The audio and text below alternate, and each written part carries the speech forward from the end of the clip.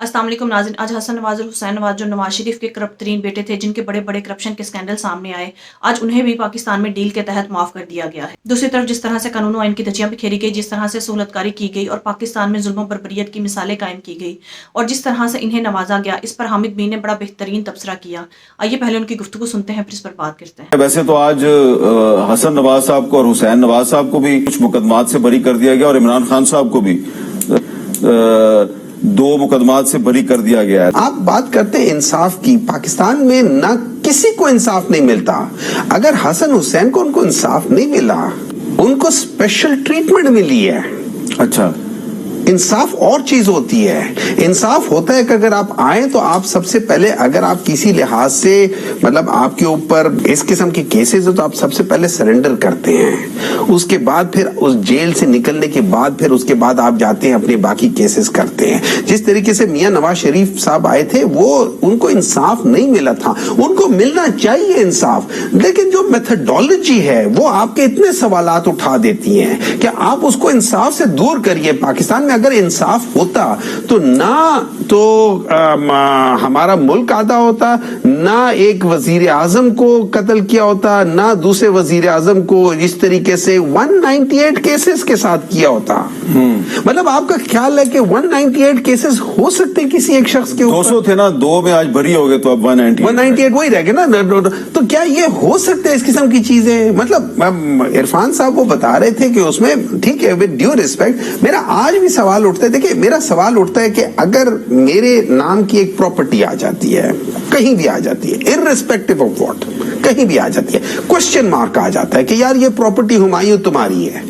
अगर तो वो प्रॉपर्टी जायज तरीके से मेरी है तो मुझे सीधा कर देना चाहिए कि यार ये मेरी प्रॉपर्टी का कागजात है, इस तरीके से पैसे आए थे, इस तरीके से मैंने खरीदे, बात खत्म। लेकिन जब हम बाज लोग किसी टेक्निकल बुनियाद के पीछे छुप जाते हैं, वहां पे सवालात जन्म लेते हैं। बाद लोग कहते हैं कि यार मेरी बीवी या मेरे बच्चे, मेरा इनके ऊपर कोई कंट्रोल नहीं है, तो इसका मतलब है वो मातर पिता आजाद बच्चे हैं, या उसके ऊपर कोई ऐसी बीवी है कि उसके ऊपर आप बता ही नहीं सकते कि यार इसने कहां से क्या किया, फलाना किया। देखिए, ये सवालात उठाते हैं और ये सवालात ऐसे उठते हैं कि आपका फिर उस बंदे के ऊपर से ट्रस्ट उठ जाता है। ठीक है, ये सारी चीजें, और जब तक हमें ये सारी चीजें, और अगर इनकी बजाय फर्ज करें इन लोगों की बजाय मैं खड़ा होता वहां, मैं मजाक के अलावा मैं रगड़ा जाता। अच्छा, अब आगे चलते हैं। जरा ये बताएं कि पाकिस्तान तहरीक इंसाफ ने इस्लामाबाद हाई कोर्ट में एक पिटीशन फाइल किया कि जी हम 30 मार्च को इस्लामाबाद की परेड ग्राउंड में जलसा करना चाहते हैं। मेरा आपसे सवाल यह है हुमायूं साहब कि आप 30 मार्च को जलसा क्यों करना चाहते हैं और इसके लिए आप इजाजत क्यों मांग रहे हैं? क्योंकि पहले तो आपने इजाजत कभी नहीं मांगी। आपको पता है पाकिस्तान तहरीक इंसाफ के साथ क्या होता है जी? आपको पता है कि आपने कभी टीवी में वो विजुअल्स देखे कि एक गाड़ी में मियां बीवी दोनों जा रहे हैं, बीवी ने झंडा पकड़ा हुआ है, वो पुलिस वालों ने आके उनसे झंडा भी छीने और बंदे को पकड़ के अंदर कर दिया, और वो औरत चिल्लाती रही है कि मुझे गाड़ी चलानी नहीं आती, and they left them high and dry in the middle of the road. आपको पता है कि यहाँ पे अगर किसी बंदे की गाड़ी के ऊपर, किसी बंदे की रेडी के ऊपर, किसी बंदे के ऊपर पाकिस्तान तहरीक इंसाफ का झंडा आ जाए तो उसके साथ क्या हशर होता है? तो उसके लिए इजाजत तो मांगनी पड़ती है। उसके लिए हम वो कर रहे हैं ताकि पता चल जाए कि भाई हो क्या रहा है, इजाजत मिलेगी नहीं मिलेगी। कल को भाई जलसा हम कुछ भी कर सकते हैं। जलसे के लिए क्या ऑब्जेक्टिव होता है? जलसा होता है, हम उसमें जाके पॉलिटिकल बातें करेंगे, हम उसमें जाके जो हमारे साथ ज्यादती हो रही है उसको उजागर करेंगे, हम उसके बारे में बताएंगे।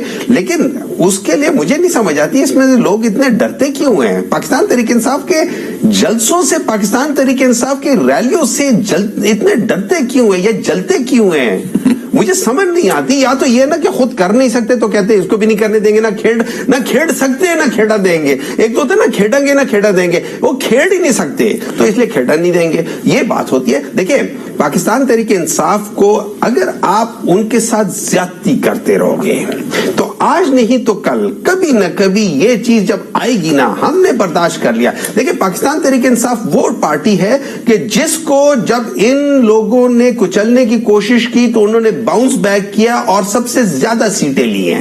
اب ان کو سمجھ نہیں آ رہی کہ کیسے یہ سیٹیں واپس لیں, تو اب کیا ہو جاتے ہیں کہ وہ جو کینسر وہ ہے وہ بڑھ جاتی ہے کہ بھئی یہ جو ووٹ جو ہے نا وہ ان کینسر ووٹوں کی تعداد بڑھ جاتی ہے تو اگلا بندہ جیت جاتا ہے. اب یہ حساب کتاب شروع ہو گیا ہے. اچھا دوسری بات کیا ہوتی ہے کہ وہ جو ہمارے چیف الیکشن کمشنر ہیں انہوں نے جا کے ایک انٹرویو آپ نے بھی سنا ہوگا, میں نے اب وہ خود اعتراف کرتے کہ میرے اور عمران خان کے درمیان میں ایک لڑائی ہے, ایک اختلافات ہے اور بہت بڑھ گئے ہیں. اور انہوں نے دوسری بات یہ بھی کہا ہے کہ اگر میں چاہتا تو میں جو الیکشن جو پنجاب کے الیکشن تھے ان میں یہ ایک سیٹ بھی نہ جیت سکتے. دیٹ مینس کہ he can do whatever he wants. اچھا یہ بیسیکلی اگر ہے نا یہ اعتراف ہے. ہمایوں مومن صاحب بھی سینیٹر ہیں, تو سینٹ کا الیکشن آ رہا ہے اور سینٹ کے الیکشن میں ہم دیکھ رہے ہیں کہ کچھ ایسے لوگ بھی آ رہے ہیں جو پہلے نگران سیٹ اپ کا حصہ تھے. تو ایک میرا سوال میرا یہ ہے کہ کیا یہ جو پچھلی نگران حکومت کے لوگ ہیں وہ سینٹ کے الیکشن میں اگر حصہ لیں گے تو جو قانونی سوالات ہیں اس کا تو کوئی نہ کوئی جواب وہ دے دیں گے, لیکن کیا عام آدمی کے ذہن میں یہ سوال نہیں پیدا ہوگا کہ یہ جو نگران حکومت بنتی ہے یہ دراصل صرف الیکشن کروانے کے لیے نہیں بنتی, یہ اگلی حکومت میں کوئی اپنی جگہ تلاش کرنے کا ذریعہ بھی بنتی ہے. دیکھیں میں سچ بات بتاؤں نا تو پاکستان میں آئین کی ضرورت ہی نہیں ہے, کیونکہ پاکستان میں آئین کے اوپر کوئی چلتا نہیں ہے. ہم نے دیکھا کہ پاکستان میں آئین کس آئین کی بات کر رہے ہیں آپ, ہر جگہ پہ تو آئین کو وائلیٹ ہو رہے ہیں اور آئین کسی کو بچاتا بھی نہیں ہے.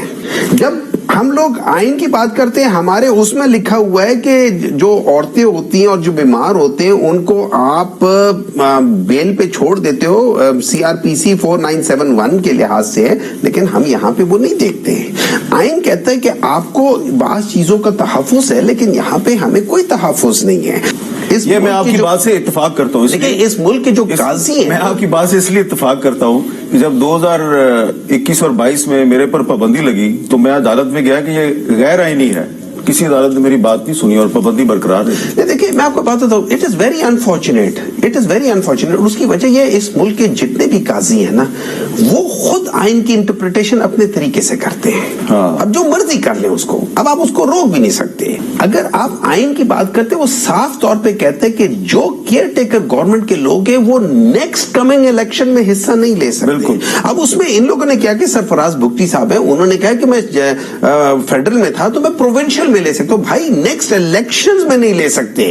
اچھا اس کے بعد نقوی صاحب ہیں, اب وہ آ رہے ہیں, ان کو آلریڈی آپ نے ڈائریکٹ گورنمنٹ کا حصہ بنا دیا. انوار اللہ کاکڑ صاحب بھی سینٹ کے الیکشن وہ بھی آ رہے ہیں. دیکھیں ان کو آدھوں کو تو آپ لوگوں نے ڈائریکٹ لے لیا گورنمنٹ میں. ناظرین وہ حسن اور حسین نواز جو یہ کہتے تھے کہ ہم پاکستان کے شہری نہیں ہیں اور پاکستان کی عدلیہ ہم سے کبھی بھی سوال نہیں کر سکتی اور ہم لندن کے رہنے والے ہیں. اتنے کرپشن کے اسکینڈل سامنے آنے کے بعد بھی جب حسن اور حسین نواز سے سوال کیا گیا تو ان کا یہ کہنا تھا کہ ہم پاکستان کے شہری نہیں ہیں اور نہ ہی ہم یہاں پر جواب دہ ہیں. ناظرین جیسا کہ پاکستان میں پاناما لیکس اور ایون فیلڈ اپارٹمنٹس کے معاملات تھے اور بھی بہت سے کرپشن کے ان کے اسکینڈلز تھے جن میں یہ مطلوب تھے اور یہ اپنے باپ کی طرح لندن میں فرار ہو کر بیٹھے تھے. ناظرین آپ اندازہ کیجئے کہ اس وقت پاکستان میں انصاف کا کیا معیار ہو چکا ہے کہ نواز شریف کے تمام جرائم کو معاف کر دیا گیا. نہ صرف نواز شریف کے بلکہ شہباز شریف, مریم نواز, حمزہ شہباز کے بھی تمام جرائم کو معاف کر دیا گیا. اور وہ حسن اور حسین نواز جو پاکستانی ہونے پر اپنی توہین محسوس کرتے ہیں آج ان کے بھی تمام جرائم میں اور اسکینڈلز میں ان سے بھی ڈیل کر کے انہیں معاف کر دیا گیا ہے. ناظرین اس وقت ملک میں قانون و آئین کی جس طرح سے دھجیاں بکھیری جا رہی ہیں, جس طرح سے قانون و آئین کا مذاق بنایا جا رہا ہے اور اس وقت پاکستان میں انصاف کا معیار صرف کمپرومائز اور ڈیل ہے. اس وقت جو انسان بھی طاقتور لوگوں کے ساتھ ڈیل کرتا ہے, چاپلوسی کرتا ہے,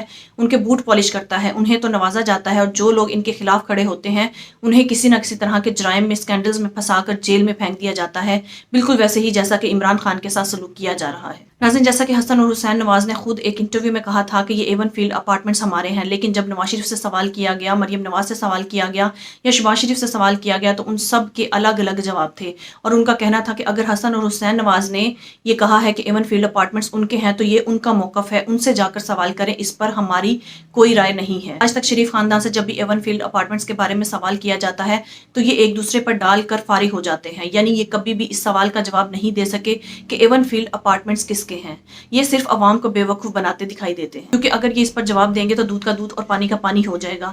जिस तरह से इन्होंने मनी लॉन्ड्रिंग की, अवाम का अरबों रुपया लूट कर लंदन में जमा किया और अपनी बड़ी बड़ी कंपनीज बनाई और खुद अयाशी की जिंदगी गुजारी, इनका एक ही मकसद था कि किसी न किसी तरह से बूट पॉलिश करके सहूलतकारों से सहूलतकारी करवा कर इस मुल्क पर मुसल्लत हो जाएं। और इसी वजह से इन्होंने सहूलतकारों के साथ मिलकर इस कदर चापलूसी की, उनके बूट पॉलिश किए, उन्होंने इन्हें इक़्तिदार पर मुसल्लत कर दिया और ना सिर्फ नवाज शरीफ के बल्कि इनके पूरे खानदान के जराइम माफ़ कर दिए। हत्ता कि हसन और हुसैन नवाज जो ये कहते थे कि हम पाकिस्तानी शहरी ही नहीं हैं, उनके भी जराइम को माफ़ करके, उनसे भी डील करके, उनके भी सारे करप्शन के केसेस को माफ़ कर दिया गया। दूसरी तरफ वो इमरान खान जिसने कोई जुर्म ही नहीं किया, सिर्फ अवाम के हक में आवाज़ बुलंद की, हक और सच की बात की, उन्हें आज तक जेल में रखा गया है। ना सिर्फ इमरान खान को बल्कि इमरान खान के कारकुनान को भी आज तक पाबंदे सलासल रखा गया है। दूसरी तरफ मोहसिन नकवी जो पहले पंजाब का वज़ीर आला था, जिसने सहूलतकारों के कहने पर जुल्म और बर्बरियत की मिसालें कायम की, आज उसे अवार्ड के तौर पर पाकिस्तान का वज़ीर दाखिला बना दिया गया। अनवारुल हक आकर फिर से सेनेटर बनने जा रहे हैं, जबकि सरफराज भुगटी जो निगरान वज़ीर दाखिला थे, अब उन्हें बलूचिस्तान का वज़ीर आला बना दिया गया है। और ये सब करके अवाम में ये तासुर दिया जा रहा है कि जो भी ताकतवर लोगों की चापलूसी करेगा, उनकी बात मानेगा, उसे अच्छे